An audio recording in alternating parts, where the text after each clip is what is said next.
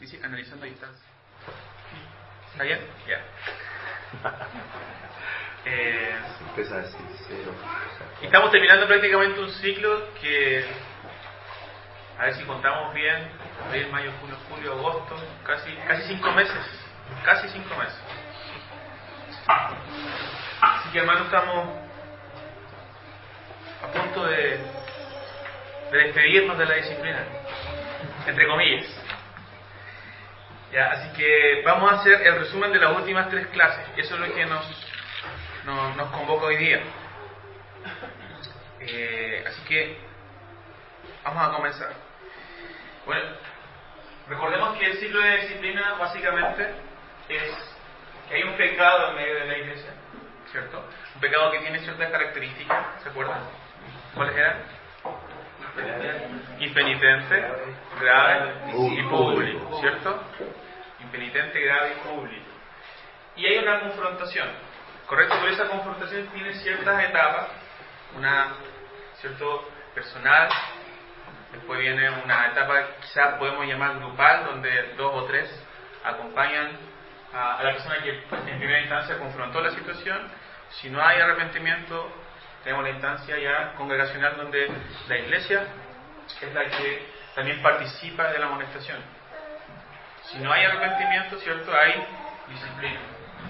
Y siempre el propósito de la disciplina es la restauración, ¿cierto? Entonces, recordemos que la disciplina en sí no es algo negativo en medio de la iglesia, como muchas veces tenemos ese concepto en medio de la congregación. La disciplina es algo complicado, no deberíamos hacerlo, pero el fin es la restauración. Y por otro lado, tenemos que también tener en cuenta que la disciplina es una doctrina que tenemos que tener en medio de la iglesia y que también nos muestra otras doctrinas. Como por ejemplo la salvación. Si una persona es realmente salva o no. Si la salvación no se pierde. Porque realmente nos muestra ese tipo de doctrinas dentro de la congregación. Cuando vimos el ejemplo de 1 Corintios capítulo 5, ¿se acuerdan de esta persona perversa que se había acostado con la mujer de su padre? Esta persona es finalmente excomulgada en medio de la iglesia, ¿cierto? Ahora, ¿eso qué evidencia? Que esa persona no representa a Cristo, ¿cierto? Ahora, luego de ese proceso de haberlo disciplinado, se da también la evidencia de que si realmente esa persona es salva o no lo es. Porque si realmente vuelve, podemos deducir 2 cosas. O no lo era, o realmente, gracias a ese proceso disciplinario, llevó al arrepentimiento y que es salva. ¿Correcto? Pero también podemos tener otra lista que observar. Podemos tener un creyente verdadero caer en un pecado muy grave y el Señor lo restaura. ¿Correcto? Entonces ahí el Señor también nos va confirmando doctrinas en medio de este proceso. Ahora, pregunto, porque esta es una clase de preguntas porque es resumen. Pregunto, ¿cómo podemos definir restauración? Y ustedes pueden arrojar conceptos y así vamos complementando. ¿Qué es restauración? Volver a la comunión. Volver a la comunión. Volver a representar a Cristo. Volver a representar a Cristo. ¿Qué más podemos decir de restauración? Reconciliación. Reconciliación. Restitución. Si hay un pecado y hay restauración, hay restitución, ¿cierto? De parte del pecador. El pecado restituye con perdón, o si pecó, no sé, por ejemplo, como Zaqueo, ¿cierto? ¿Se acuerdan de Zaqueo? ¿Cómo lo vimos? Él dijo, voy a restituir todo lo que había robado. O como vimos también en el capítulo 5 de Nehemías, ¿cierto? Donde esta gente que había oprimido al pueblo se compromete ante el pueblo a restituir. ¿Qué más? ¿Qué más podemos decir de restauración? Amor. Y si decimos amor, nos falta incluso, podríamos colocar una palabra antes de amor. A ver si se acuerdan. Amor. El amor. ¿Qué podemos colocar antes de la palabra amor? El artículo E. Confirmar el amor. ¿cierto? Confirmar el amor. ¿Estamos de acuerdo que cuando hay restauración confirmamos el amor a esa persona? Hay perdón. Hay perdón. Ok, la restauración hay perdón. ¿Qué más? Hay celebración. Hay celebración. Ok, ¿qué más hay? ¿Qué más podemos hablar de la restauración? ¿Cómo podemos definirla? Una mezcla perfecta, un equilibrio entre precaución y consolación. Un equilibrio entre precaución y consolación. ¿Qué más? Y compasión. Perdón. Compasión. O sea, precaución y compasión. ¿Qué más? ¿Qué más? ¿Qué más? Entonces sigamos. Entonces restauración podemos definirla como declarar públicamente que la persona ha sido perdonada, confirmando así su participación en la ciudadanía del reino de Dios. Esto le corresponde a la iglesia. La iglesia la que declara esto, ya que es esta quien había excomulgado a la persona. O sea, la persona excomulga a la iglesia confirma. Nadie se puede autoexcomulgar. La persona tiene participación nuevamente en la comunión y en la cena del Señor. Recordemos que es importante en nuestra definición de membresía este concepto, el de la cena, es sumamente importante. No lo olvidemos. Una persona es miembro de la iglesia, es una persona que participa de la cena del Señor. ¿Ok? Ahora, ¿qué es la cena del Señor? Lo vamos a estudiar más adelante. Así que vamos a dejar ahí. ¿Por qué es un concepto tan importante para nosotros dentro de la membresía? ¿Por qué una persona que no es miembro no podría participar de la iglesia, de la cena del Señor? ¿Ya? En sí también lo hemos estudiado, pero vamos a hacer un estudio más profundo de aquello. Ahora,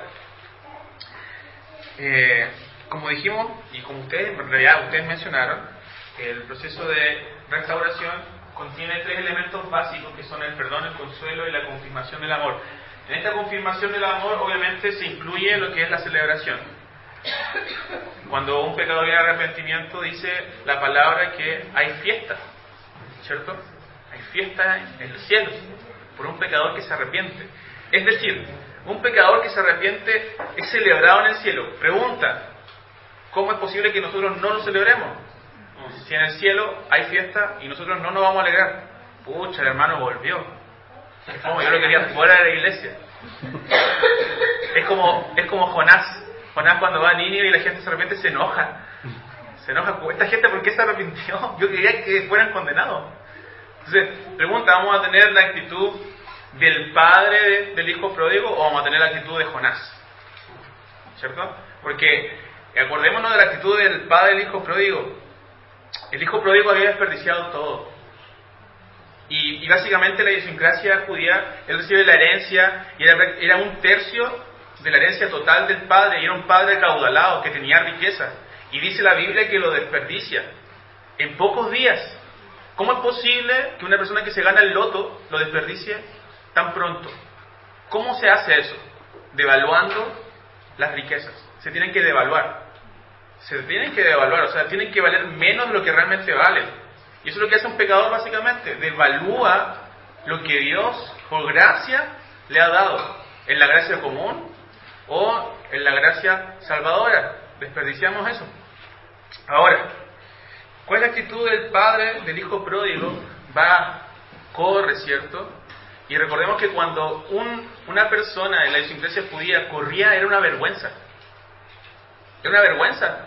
¿Por qué? Porque eso significaba que sus pies se desnudaran, que la gente viera sus pies. Y por eso en Hebreos dice que el Señor dejó a un lado la vergüenza y fue a la cruz por nosotros.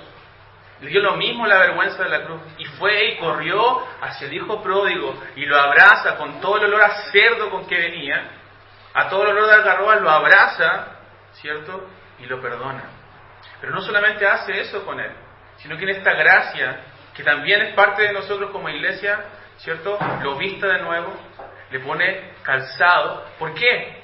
Porque las únicas personas que iban descalzas dentro de la casa eran los siervos, eran los esclavos. Dentro de la casa, solamente los esclavos iban descalzos, pero él era hijo, por lo tanto no podía estar descalzo. Entonces el Señor que nos muestra ahí que es parte también de nuestra tarea, decir, tú eres nuestro hermano, tú eres nuestro hermano.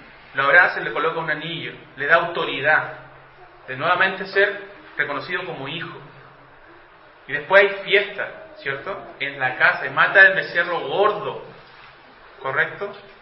El becerro gordo. Y nosotros muchas veces tenemos que pensar en ese ejemplo de restauración, en ese ejemplo, el cual muestra darlo todo por aquel pecador que viene. No lo merece. Y realmente nosotros deberíamos, desde nuestra perspectiva, ¿cómo vamos a celebrar al hermano que hizo esto, esto y esto? Pero el tema es que tú también has sido rescatado de la misma forma. Y yo también he sido rescatado de la misma forma. Y muchas veces somos un poco cuestionadores de ese tipo de cosas, aun cuando creemos en esto. Pero tenemos que celebrar. Tenemos que decir gloria a Dios por esto. O tomar la actitud de Jonás o la actitud del hermano mayor. ¿El hermano mayor qué hizo? Se fue afuera, enojado. ¡Ah! ¡Mi hermano volvió! No, no puede ser. ¿Y qué hace? Le reclama al papá diciéndole, ¿por qué perdonaste a mi hermano? Y él le dice, pero si tu hermano estaba muerto y ahora vive. Estaba perdido y ahora es encontrado. ¿Cierto? Y el hermano se enoja. Ahora, esa historia no termina. John MacArthur le da un término a eso. A esa historia. No sé si alguna vez han visto la predicación. A mí me encanta la historia del hijo pródigo, me fascina. Por eso es que a veces hay cosas que saco de esto, pero es quizá la palabra que más me representa a mí. Pero en cierta medida él dice, el hijo perdido, el hijo pródigo es como un publicano, ¿cierto? Como las prostitutas de Israel, pero el hermano mayor es como los fariseos, ¿cierto?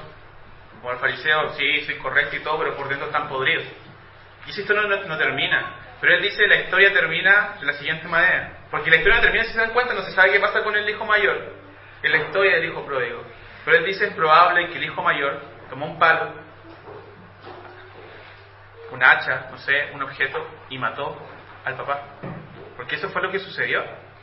Porque los fariseos tomaron a Cristo y lo llevaron a la cruz. Y eso fue lo que sucedió realmente. Entonces, es impactante esa historia de restauración, de disciplina. Ahora, nosotros nos preguntamos, ¿qué actitud vamos a tomar? Porque si tomamos la actitud del hermano mayor, es la actitud de los fariseos. Una actitud hipócrita. 2 Corintios 2, del 6 al 8, vamos a leer qué nos dice. 2 Corintios 2, del 6 al 8.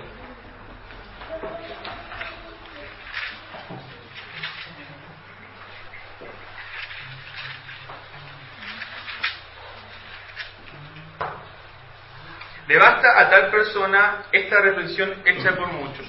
Es suficiente una reflexión hecha por muchos en medio de la congregación. Así que, al contrario, vosotros más bien debéis perdonarle y consolarle. ¿Cuándo? Cuando obviamente esta persona viene en arrepentimiento, para que no sea consumida de demasiada tristeza. Por lo cual os ruego que confirméis el amor para con él. Entonces, estas cosas no salen de nuestra imaginación, sino que están en nuestra palabra, en la palabra del Señor. Y en Juan 20:23 hace referencia al debido perdón. Debemos perdonar cuando es preciso. Y cuando no. ¿Y cuándo no debemos perdonar? Cuando no hay arrepentimiento, ¿cierto? Es más, cuando no hay arrepentimiento y cuando no hay fruto de ese arrepentimiento. Porque tenemos que tener esas dos cosas. Las dos cosas son un sí, solo sí. Una implica la otra. Ahora, pregunta. ¿Qué cosas debe hacer la iglesia y qué cosas no debe hacer la iglesia? ¿Ya? Y aquí nos vamos a acordar un poco de lo que nos habló Esteban. No hay periodos de prueba o membresías de segunda clase. Y lo que debemos hacer es anunciar su perdón de forma pública y confirmar el amor y el perdón. Dentro de estas cosas de anunciar el perdón de forma pública, también incluso puede haber de parte del pecador un arrepentimiento público en medio de la congregación. ¿Por qué? Porque puede suceder que sea un pecado grave, sensible, y sea contenido por un grupo de hermanos y de inmediato hay un arrepentimiento genuino, y no tiene por qué saberlo toda la iglesia, pero al momento de pedir perdón, él dice, yo pequé, este fue mi pecado y les pido que me perdonen. Y de una u otra forma también cuidamos el testimonio de nuestro hermano.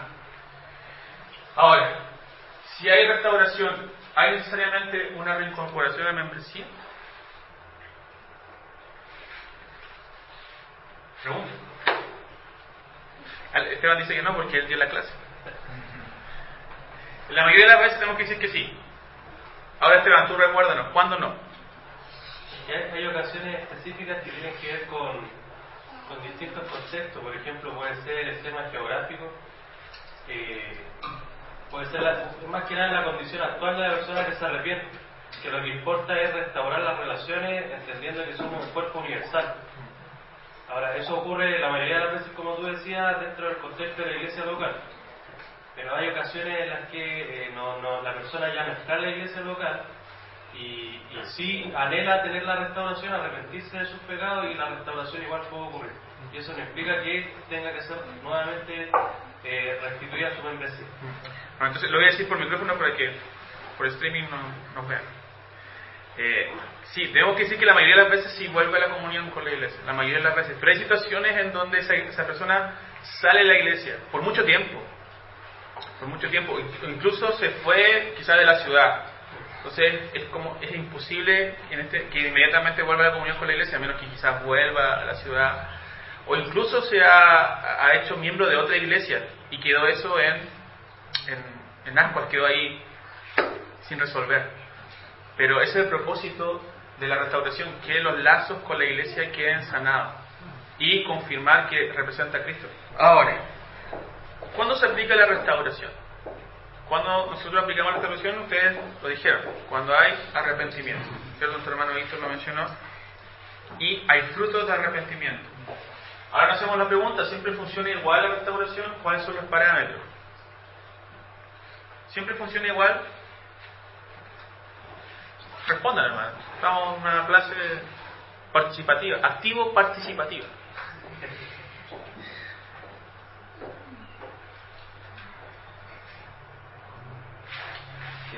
Va a depender también de en qué pie se produjo la disciplina. O sea, por ejemplo, si se descubrió a una persona que llevaba un patrón de doble vida, que por un asunto providencial se descubrió que vivía así, es distinto a que, por ejemplo, una persona que peca y confiesa su pecado, ¿cierto? O si hay ciertos pecados como, no sé, la drogadicción, que puede implicar algún compromiso mayor de vida de la persona, que algún otro que puede haber sido una caída fea, pero que no implicaba un patrón de vida. Claro. Entonces, hay que como colocar en la balanza, en cierta medida, la naturaleza del pecado y también el comportamiento de la persona. Porque si bien sea el pecado que sea y realmente hay arrepentimiento, no hay, como dijimos anteriormente, no hay periodos de prueba ni segunda membresía, pero en cierta medida también hay que analizar el comportamiento de la persona, si realmente hay arrepentimiento genuino o no, porque ¿qué sucede? Que esto ha pasado anteriormente y no ha habido un cambio real. ¿Qué determinación tenemos que tomar como iglesia? ¿Seguimos con el mismo círculo, quizás incluso vicioso para esa persona, donde vuelve, se arrepiente y dice sí, quiero volver a la comunión, y lo ha hecho antes y vuelve de nuevo? ¿Qué tenemos que hacer como iglesia en esos casos? Recuerden que nosotros como iglesia estamos representando a Cristo, ¿se acuerdan? Eso, somos una embajada, por lo tanto también tenemos que cuidar testimonio de nuestro hermano. Algo importante que dijo en una clase Alex es que la iglesia es para el cuidado de un creyente. Nosotros no estamos aquí porque cada uno valga por sí mismo como creyente, sino que nosotros nos necesitamos los unos a los otros. Por lo tanto, necesitamos de nuestros hermanos. Ahora, ¿cuáles son los parámetros? Esos son los parámetros: el pecado, el pecado y el comportamiento de la persona. Alex, ¿tú quieres complementar algo más? Sí, perdón, hermano, lo que pasa es que me acordé del caso donde estaba esta señora que apostaba en el casino y que la descubrieron después que hizo un escándalo en el casino y fue encerrada en el calabozo, en fin. Entonces ella después se sentía mal, pero no es muy difícil sentirse mal después de eso. Claro. Entonces hay que evaluar bien si corresponde un fruto de arrepentimiento o simplemente un falso arrepentimiento.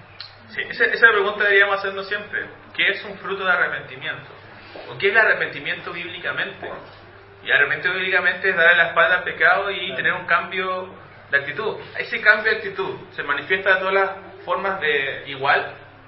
También tenemos que hacer esta pregunta, porque realmente hay un cambio. Sí, hay un cambio, si no, no hay arrepentimiento. ¿Cierto?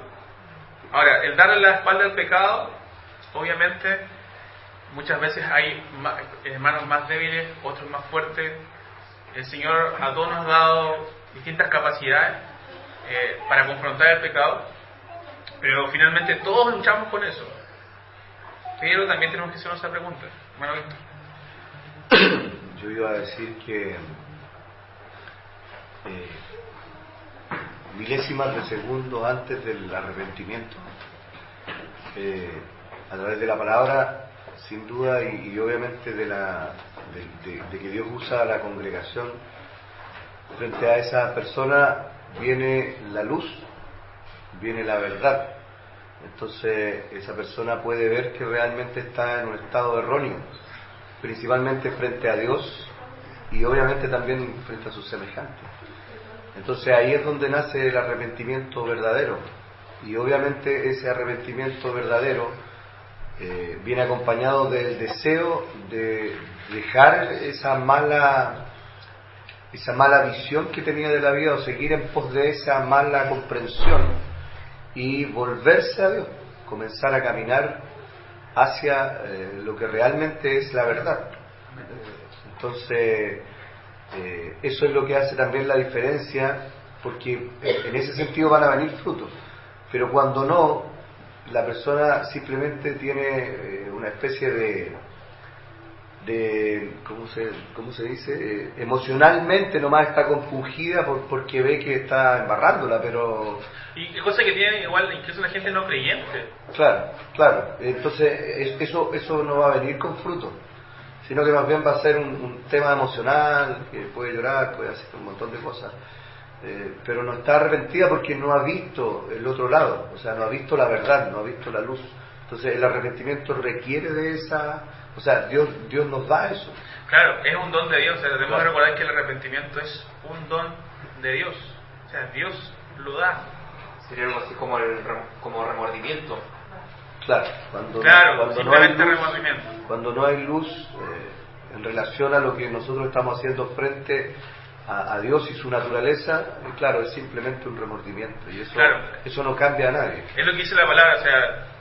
Hay arrepentimiento para tristeza y hay arrepentimiento para vida, ¿cierto? Ese arrepentimiento de tristeza es el que está en el mundo, que al final uno se siente muy mal y sigue siendo esclavo al pecado, y este arrepentimiento se dirige hacia la conversión, en un caso hacia la conversión, o en este caso hacia la restauración.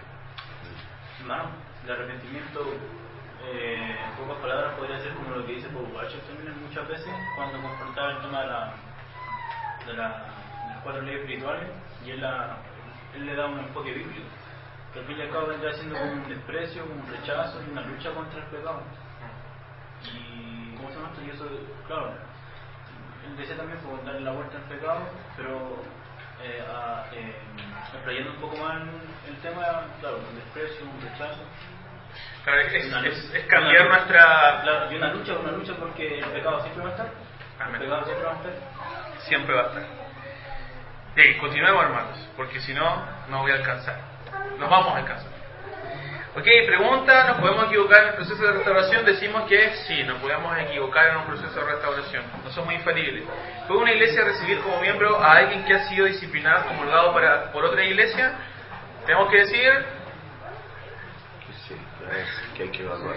Hay que evaluar, ¿cierto? Proceso de evaluación. Entre comillas, ver el currículum, ¿cierto? De aquella persona. ¿Por qué salió de aquella iglesia? Buscar el liderazgo de la otra iglesia y conversar con ellos. ¿Cuáles fueron los parámetros de excomunión? ¿Se pudo haber equivocado la otra iglesia?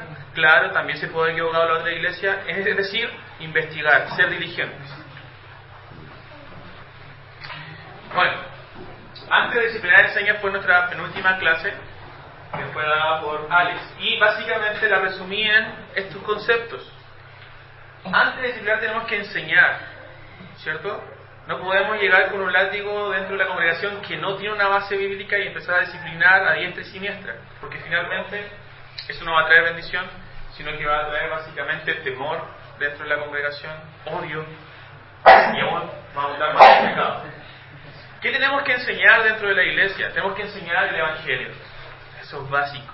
Uno dice, sí, es básico, toda la iglesia enseña el Evangelio. No, no toda la iglesia enseña el Evangelio. ¿Ya? El Evangelio bíblico. No 4 leyes espirituales, sino que el Evangelio. ¿Ya? La luz de Cristo dentro del mundo. Tenemos que tener un claro concepto del Evangelio y constantemente, gracias a Dios, en medio de esta congregación, por medio de la predicación expositiva, constantemente estamos hablando del Evangelio. De forma tangencial, de forma más profunda, de forma más directa, pero siempre está ahí el concepto de Evangelio. Tenemos que entender qué significa estar en sometimiento a la iglesia. ¿Estamos dispuestos a estar sometidos a una congregación? ¿Estoy dispuesto a ser analizado por mis hermanos y recibir disciplina formativa? ¿Y cuando nos referimos a disciplina formativa? A la exhortación, ¿cierto? A la amonestación, hermano, cuidado con esto, y constantemente estarnos cuidando. Un claro concepto de santidad. Y recordemos que santidad básicamente tiene que ver con una separación, ¿cierto? Una separación entre el mundo y Dios. Dedicarnos totalmente a Dios y separarnos del mundo. ¿Estamos dispuestos a eso como iglesia? ¿Ir en pos de la santidad? Tenemos que tener claro qué significa ser miembro de la iglesia. ¿Qué es una membresía bíblica? ¿Qué significa ser miembro? Representar a Cristo en medio de la congregación y ser confirmado por otros hermanos. Tenemos que estar dispuestos a ser discipulados, a poder ser enseñados por otros, enseñados mutuamente. ¿Cuál es el propósito? Tenemos que tener también cuál es el propósito de la disciplina. ¿Para qué la disciplina? Tenemos una concepción bastante amplia de eso. ¿El propósito de la disciplina cuál es? La restauración, ¿cierto? Que el nombre de Cristo sea glorificado. Tenemos que también tener en cuenta una aplicación correcta de la doctrina y de la disciplina. Tener en consideración esa balanza que nos había hablado Esteban, ¿cierto? De la precaución y de la compasión. Esas dos balanzas, tenerlas siempre frente a nosotros. ¿Y cuándo estamos listos? Cuando todos estos elementos están dentro de la iglesia. Ahora, hermanos, nosotros obviamente ya pasamos el tema de la membresía, el tema de la disciplina. Ahora, hazte esta pregunta. ¿Estás capacitado para poder enseñar a otra persona esto? Si llega un miembro o una persona que quiere ser miembro de la iglesia, ¿estás capacitado para poder enseñar esto? Porque si vas a ser miembro de la iglesia, tienes que estar capacitado, debemos estar capacitados para enseñarle a los otros. No, pero es que eso tiene que hacerlo Alex, Esteban, hermano Víctor, Pablo, etcétera. Ellos tienen que hacerlo. No. Somos iglesia y tenemos que ser parte todos de esto. Y todos deberíamos poder enseñarle a otra persona qué significa ser miembro, qué es la disciplina y los conceptos básicos, Santa Cena, qué significa una confesión de fe y por qué tenemos una confesión de fe, por qué somos congregacionalistas, etcétera. ¿Sí? Y acá me equivoqué, hermano, acá tenía que decir organiza, pero ya sabes, ahí dice organiza. ¿Sabes que lo de su mente dice organiza? Y voy a mostrarles esto porque la semana pasada, como tuvimos problemas con el data, en realidad con el computador de nuestro hermano. ¿Está bien el computador, hermano? Está bien. Fue una mala pasada. Tenemos que organizarnos. Y para esto tenemos que tener documentos, ¿cierto? Documentos de la iglesia actualizados. Y estamos en ese proceso, ¿cierto? Tenemos que también bases legales bien establecidas, lo cual estamos realizando. Esto obviamente todavía no lo tenemos porque todavía no nos constituimos como iglesia. ¿Ya? Entonces necesitamos un registro de miembros actualizado. Y tenemos que tener un liderazgo que esté de acuerdo con lo que se cree, con lo que se aplica en la iglesia. Y todo eso conforma la organización.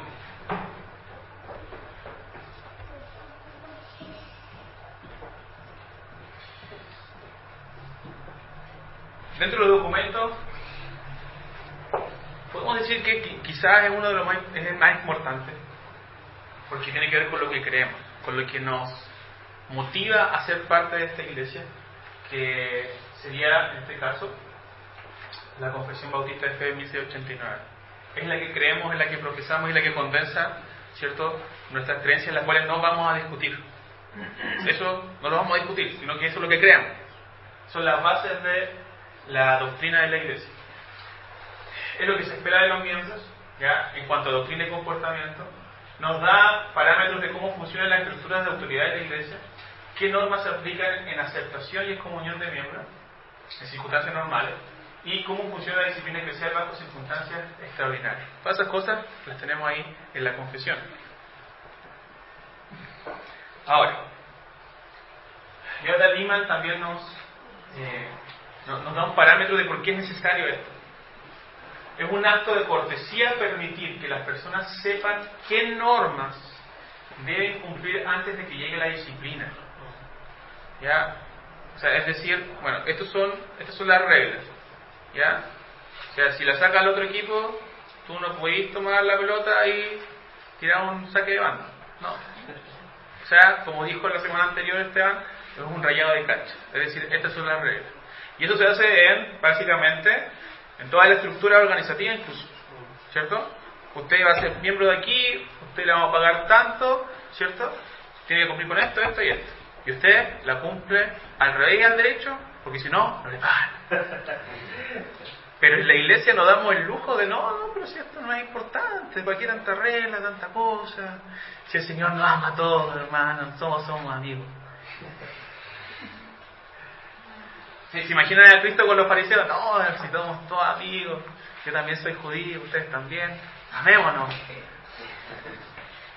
Una confesión de fe les permite saber lo que se espera que crean. Esto se espera que crean de la iglesia. Y disculpen, hermanos, que suene duro en este sentido, pero también tenemos que ser sinceros en este sentido. ¿Qué pasa si llega una persona y tiene problemas con otra confesión? Ya dice, ¿saben que yo no comparto este punto, ni la visión escatológica de la iglesia? ¿Qué tenemos que hacer nosotros? Primero, invitarle a profundizar. Eso es lo primero que tenemos que hacer. Invitarlo, compartamos la palabra. ¿Qué te parece esto? No, ok, perfecto. Insiste en que no. Sigue compartiendo la doctrina que él cree, ¿ya?, y no la que compartimos nosotros como iglesia. ¿Qué debemos hacer? Invitarlo, hermano, quizás no es la iglesia que tú estás buscando, ¿cierto? Amorosamente, con amabilidad, y decirle, hermano, quizás tienes que buscar otra, ¿ya? Obviamente no expulsarlo porque no es parte de la iglesia, pero decirle, ¿sabes qué? Quizás estás buscando otra iglesia que comparte lo mismo que tú. Pero en cuanto a eso, la pregunta que hacía Evelyn el otro día, ¿podemos cuestionar en este caso la confesión de fe? No, porque es lo que creemos, es lo que nos hemos puesto de acuerdo. E incluso tenemos que también no dar por sentado todas las cosas, que es algo que nos hemos dado como liderazgo, que la iglesia, las personas que vienen con nosotros hace mucho tiempo se metan en la confesión y quizás no la conocemos tan profundamente, quizás realmente no entiende lo que es la Trinidad como ustedes la entienden, quizás no entiende lo que es la encarnación de Cristo como ustedes la entienden, etcétera, o como la confesión lo dice. Y también es una pega para nosotros meternos en la confesión y poder estudiarla profundamente. Entonces tenemos que tener esas cosas en una balanza. Un estatuto eclesial les permite saber cómo se espera que también vivan. Eso es algo que tenemos que también nosotros fabricar como iglesia. Y una constitución les permite saber cómo funciona la membresía y la disciplina. Estos documentos proveen la unidad, ojo, la unidad, no la división. Ese es el propósito. Documentos con los que estamos de acuerdo. Evitan a la iglesia controversias acerca de métodos o normas cada vez que aparece un desacuerdo.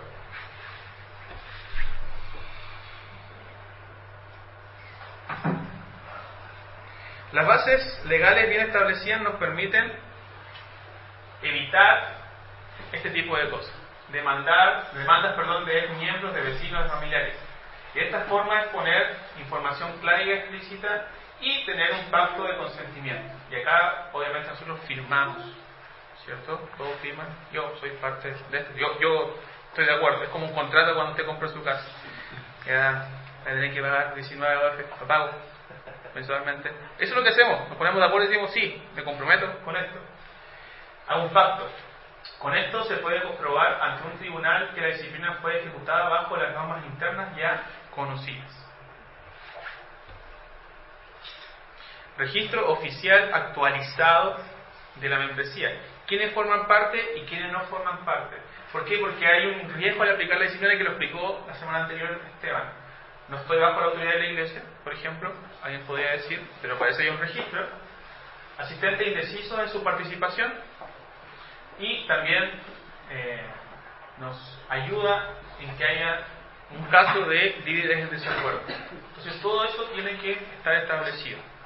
¿Ya? Un registro oficial de los miembros y siempre actualizarlo. Y por último, esto nos ayuda, pero penúltimo, nos ayuda a entender, por ejemplo, casos difíciles de tratar, como por ejemplo, ¿cómo puede disciplinar una iglesia a una persona que no asiste cuando no disciplina a los otros 699? Una iglesia de 1000 miembros, como explicaba Esteban, solamente asisten 700 y antojadizamente disciplinamos a uno y los otros 700 no pasa nada. Y obviamente los líderes tienen que estar de acuerdo. Y son los primeros que deben estar de acuerdo. ¿Por qué? Porque procesos disciplinarios parten también desde el liderazgo. Ya también el liderazgo está muy comprometido con el tema disciplinario. Y como dijo Esteban, esto nos permite, ¿cierto? Ahí está su diagrama, rayar la cancha. Un rayado de cancha. Vale. Acá una falta, aplicamos disciplina. Acá el arquero salió del marco, aplicamos disciplina. ¿Pero por qué? Porque hay un rayado de cancha. Ok, hermanos, antes de terminar, consultas, preguntas, hipótesis, comentarios.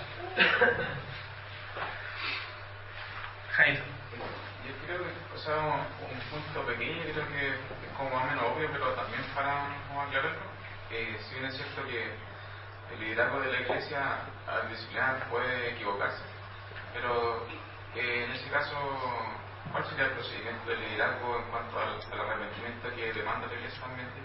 Lo que pasa es que el liderazgo forma parte de la disciplina de una forma quizá un poco más grande, entre comillas, que la congregación, porque quizá va a estar tratando de cubrir el pecado, tratando de exhortar al hermano, pero recordemos que finalmente la disciplina no es el liderazgo que la toma, sino que es la iglesia.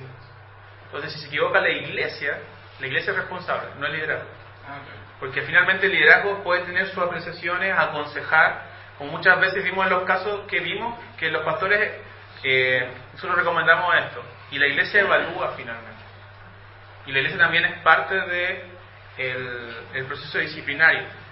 Pero tenemos que tener esto bien claro. Los líderes es probable que tengan un acercamiento mayor a la persona que está, en este caso, puesto en la palestra. Pero si se equivoca, no se equivoca el liderazgo, se equivoca la iglesia. Porque recordemos a los Gálatas cuando Pablo les reprende. No reprende al pastor, no reprende a un líder, sino que reprende a todos. Gálatas insensatos. ¿Cierto? Que os había fascinado, les dice. Ya porque habían ido en contra de la corriente, se habían ido en una corriente doctrinal contraria a lo que el legado apostólico estaba anunciando en ese momento. ¿Ya? Así que es la iglesia responsable siempre. ¿Qué más? Más que nada cuando hay un asistente, tenemos que está la membresía, ¿verdad? Y también hay asistentes, que no quiere decir que porque no sean parte de la membresía no son salvos. Pero cuando hay asistentes que tienen creencias distintas a lo que nosotros creemos, como tú decías, bueno, pueden asistir y podemos conversar ciertos temas. El punto es cuando ellos empiezan a expandir sus creencias y tratar de influenciar a la membresía y a los demás de manera oculta. O sea, ahí es cuando ya claro, llega el tema de invitarlos a abandonar el lugar porque no cree lo mismo que la iglesia cree. Como tú decías, con amor y previo a eso, tratando de sentarnos, ¿verdad? Y poder estudiar lo que la iglesia cree. Pero cuando hay orgullo y te dicen, no, yo creo esto, y tú ves que la iglesia ve que esta persona está por debajo haciendo todas estas artimañas. O por debajo públicamente también. O públicamente, por lo general por debajo, pero también públicamente, y la iglesia ya lo está viendo. Es tarea de toda la iglesia denunciar esto, y es tarea de toda la iglesia también tomar las medidas, no solo del liderazgo. Exacto. Sí. Y lo otro, como también lo que decía Alejandro, es que bueno, si bien en los procesos de disciplina por lo general los lleva el liderazgo, en el sentido de que están más cerca, hay más confianza, ellos son los que deben velar por la alma de las personas, también recordemos que, como tú decías, la iglesia en la asamblea el liderazgo sugiere a la iglesia, se va informando los pasos que se han ido tomando, y la iglesia a la larga es quien tiene la autoridad final delegada por Cristo. Exacto. Es la autoridad de la iglesia finalmente. Algo que quizás no mencioné anteriormente, pero dentro de todo el estudio de disciplina nosotros estudiamos tres textos que tienen que estar, hermanos, grabados ahí en su cuaderno de estudio, en su Biblia, o cuando usted necesite explicarle a alguien la disciplina, que son Mateo 16, Mateo 18 y 1 Corintios capítulo 5. ¿Ya? Porque Mateo 16 y 18 nos explica por qué tenemos esa autoridad y por qué Dios nos delegó esa autoridad. ¿Ya? Entonces esos textos tienen que estar ahí siempre, Mateo 16, 18 y 1 Corintios capítulo 5 siempre. Para terminar, un comentario más. Fernando. Como una conclusión personal, no sé si estoy bien, pero cuando en el punto donde se dice antes de disciplinar, enseñar, ahogándome al punto del evangelio, quizás la gente puede preguntarse, pero ¿qué diferencia puede haber entre, por ejemplo, y la iglesia en la que yo asisto en cuanto al evangelio? ¿Qué tiene de diferencia? Sabemos que hay un asunto con respecto al tema de la salvación, pero también un tema con respecto a la sobreexaltación de atributos de Dios por sobre otros.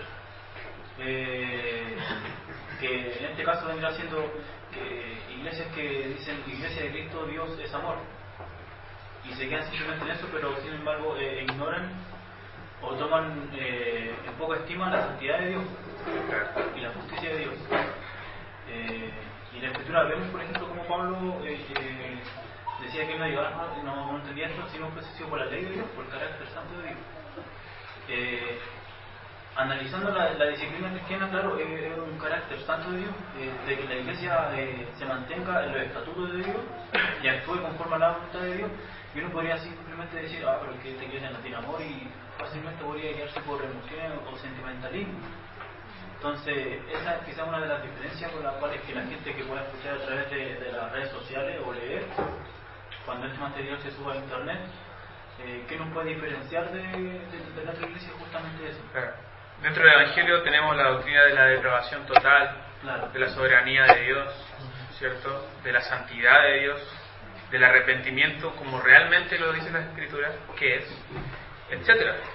Claro, es verdad, o sea, el Evangelio implica una serie de doctrinas que no están dentro de la iglesia, como tú lo decías, los atributos de Dios, la ira de Dios en contra del pecador, ¿cierto? La santidad de Dios, la compasión de Dios, la misericordia, la bondad, etcétera. Lo que podríamos decir que muchas iglesias han sido dominadas por el sentimentalismo en ese sentido. Bien. Hermanos, terminamos y les anuncio lo siguiente. Debido a un montón de cosas que hemos estudiado, han salido nuevos temas. Entonces vamos a dejar una pausa grande para redondear, ¿cierto?, membresía y disciplina, y vamos a estudiar los siguientes temas. Próximamente tendremos confesión y los usos de la confesión. ¿Por qué tenemos una confesión? ¿Y por qué es tan antigua, hermano? 1689. ¿Y por qué no hacemos una del 2014? Preguntémonos eso. ¿Por qué? ¿Por qué tenemos una confesión? La confesión entonces y sus usos. El día del Señor, ¿cierto? Que es un tema que también salió, que sería importante explicar bíblicamente por qué entendemos el día del Señor como la entendemos nosotros, su vigencia y la importancia. La Santa Cena, ¿qué significa para nosotros la Santa Cena? ¿Cuál es su importancia? ¿Cuál es la herencia bautista en esta doctrina? En este sacramento. El bautismo, otro sacramento. ¿Qué significa? ¿Podemos rebautizarnos? Buena pregunta. ¿Cuál es la herencia bautista también en este caso? Porque somos bautistas. Acuérdense. Iglesia Gracias. ¿Cierto? Y el ayuno. Vamos a terminar de redondear todas estas ideas ya con un estudio bíblico del ayuno. Y vamos a hacer un ayuno reflexionando sobre todas las cosas que hemos estudiado. Y así terminamos. ¿Ya? ¿Cuánto nos vamos a demorar? No sé, hermano. No le colocamos tiempo porque lo importante es profundizar más que verlo someramente y que todas las cosas queden establecidas de forma clara. ¿Ya? Así que eso es lo que se nos viene. 5 temas. ¿Ya? Y es probable que estos 5 temas, yo creo que vamos a grabarlo incluso en video porque van a ser parte fundamental de la doctrina de la congregación. Ya, hermanos, así que el Señor les bendiga y vamos a terminar este tiempo orando. Hermano Víctor, por favor. Padre, te damos gracias, Señor, que tú tienes misericordia de nosotros y nos entregas tu palabra, Señor, nos enseñas, nos das orientación, Dios, y no andamos en la tiniebla, Señor, sino que podemos caminar en luz.